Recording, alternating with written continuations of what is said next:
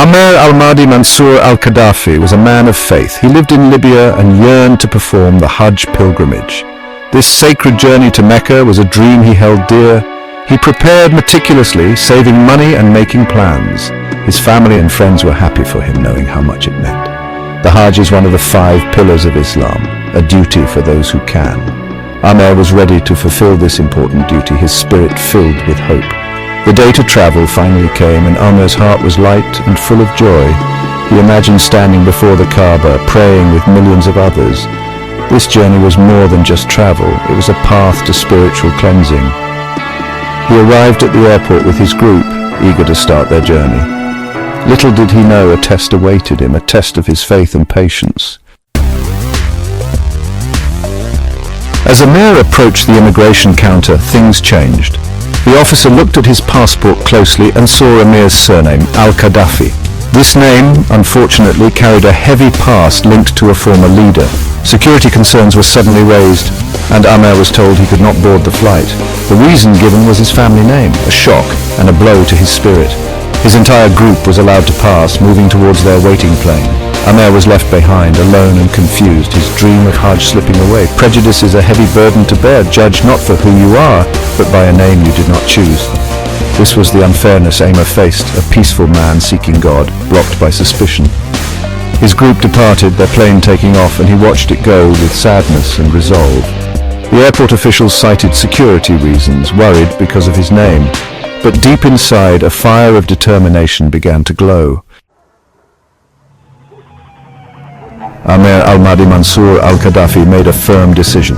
He would not leave the airport without going to Hajj, his sacred goal. His faith was stronger than this obstacle. Believing in the fairness of God, he decided to wait, holding on to his hope like a strong, unbending tree. Then a strange thing happened with the first flight his group had taken. It had to return to the airport due to a technical problem. When it landed, Amer hoped again, but the pilot refused to let him board. Another flight was arranged, but it also took off and then returned due to another issue.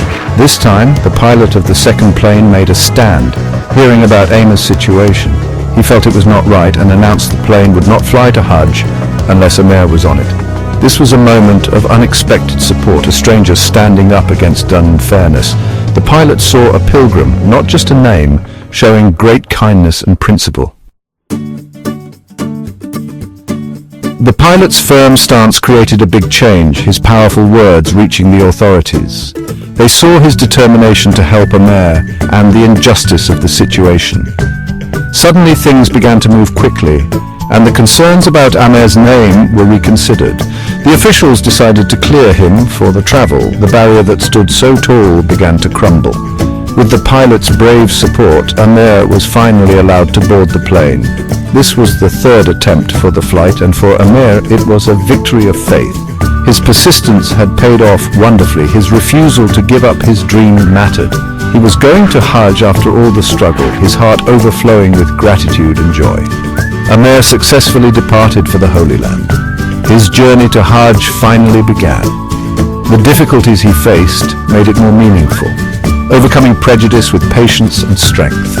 The support of the pilot was a true blessing, showing that one person can make a difference. Amer al-Qaddafi's story is an inspiration, a testament to faith, courage, and human kindness.